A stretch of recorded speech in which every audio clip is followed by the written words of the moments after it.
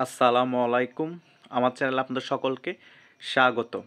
আমি আমার অনেক ভিডিওতেই বলেছি, এই সমন্বয়করা অনেক অতিরিক্ত করে ফেলতেছে বাংলাদেশের মধ্যে। জনগণ অতিষ্ঠ হয়ে এদেরকে গণধোলাই দিবে। তারই প্রতিফলন ঘটেছে আজকে গাজীপুরে। আখম মোজাম্মেল হকের বাসায় যখন আক্রমণ করতে গিয়েছে, গ্রামবাসী সকল জনতা একত্রিত হয়ে সকলকে ধরে ফেলেছে এবং অনেককে গণধোলাই দিয়ে নাকি মেরে ফেলেছে। সূত্র মতে 3জনকে নাকি গণধোলাই দিয়ে মেরে ফেলা হয়েছে এবং অনেককে আটক করে রেখেছে, অনেকে আহত, সকলের গায়ে থেকে ব্লিডিং হচ্ছে।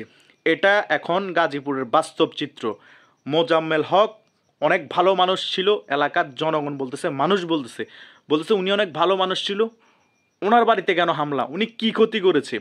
আসলে সকলকে আপনারা এক পাল্লায় মাপতেছেন। এই সমন্বয়করা কাদের এজেন্ডা বাস্তবায়ন করতেছে?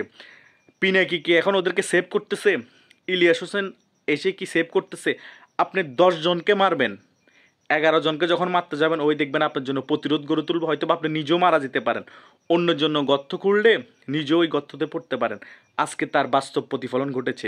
মানুষকে উস্কিয়ে দিয়ে মাঠে নামিয়ে দিয়া সহজ, যখন তার বিপদ আসবে তাকে অন্যেরা মেরে ফেলবে প্রতিরোধ গড়ে, তখন তাকে কি বাঁচাতে কেউ আসবে?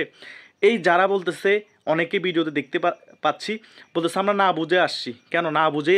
এতদিন ধরে যে মব জাস্টিস চলছে, সকলকে তোমরা না বুঝে করেছো, এখন ফান্দে পড়ে গেছে, বগা কানতেছে, এখন বলতেছে না বুঝে আসছি।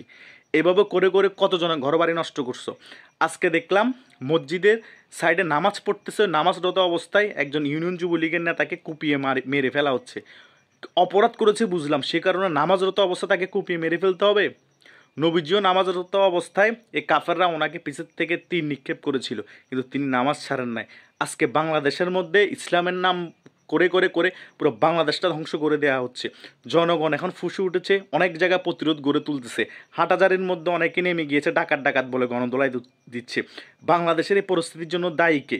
6 মাস পরে পরিস্থিতি কেন আবার ক্রিয়েট করতেছে? প্রত্যেকের ঘর বাড়ি নিরাপদ না, মা বোন নিরাপদ না।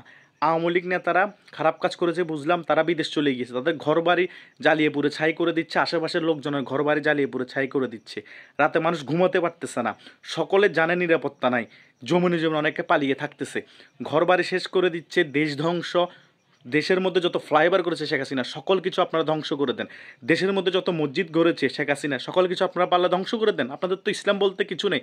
নামাজরত অবস্থায় যখন আপনারা মানুষকে মারতে পারেন, একজন মায়ের সমতুল্য মহিলা জাস্ট অন্যায়ের প্রতিবাদ করেছে, তাকে আপনারা গণদোলাই দিতে পারেন। ছেলেরা মায়ের মতো সমতুল্য মানুষকে। তো আপনাদের কাছ থেকে জাতি কী আশা করবে? জাতি সম্পূর্ণরূপে ক্লিয়ার হয়ে গিয়েছে।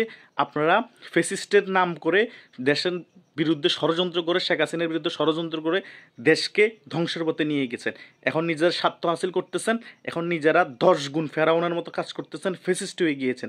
দেশকে আরও আপনারা ধ্বংস করে দিবেন। দেশ তো সংস্কার হচ্ছে না, দেশের যা সংস্কার হয়েছে এই 16 বছরে সেগুলো ধ্বংস করতেছেন। এই 6 মাসে এই সংস্কারের নামে দেশটাকে ধ্বংসযজ্ঞ চালিয়ে আরও 50 বছর পিছিয়ে দিয়েছে। ষড়যন্ত্র করে 16 বছরে শেখ হাসিনা যা উন্নয়ন করেছে, এই সরকারের পতন করে এই দেশটাকে শেষ করে দিয়েছে। জনগণের নিরাপত্তা নাই, মানুষের ঘর বাড়ি নিরাপত্তা নাই, মানুষ বাধ্য হয়ে এখন রাস্তায় নেমে পড়েছে এসব সমন্বয় কথিত অন্যদের বি টিমকে গণধোলাই দিয়ে মেরে ফেলতেছে। সামনে আরও কঠিন পরিস্থিতি আসতেছে এইসব সমন্বয়কদের। জনগণকে আপনারা অতিষ্ঠ করে তুলেছেন। গণদোলাইয়ের জন্য অপেক্ষা করা ছাড়া আপনাদের কোনো গতি নেই। কারণ একটা দলের সকল মানুষ খারাপ হয় না। প্রত্যেককে আপনারা টার্গেট করে করে কাজ এগুলো করতেছেন, হয়রানি করতেছেন, কাউকে মাফ করতেছেন না। এগুলা আল্লাহ সহ্য করবে না।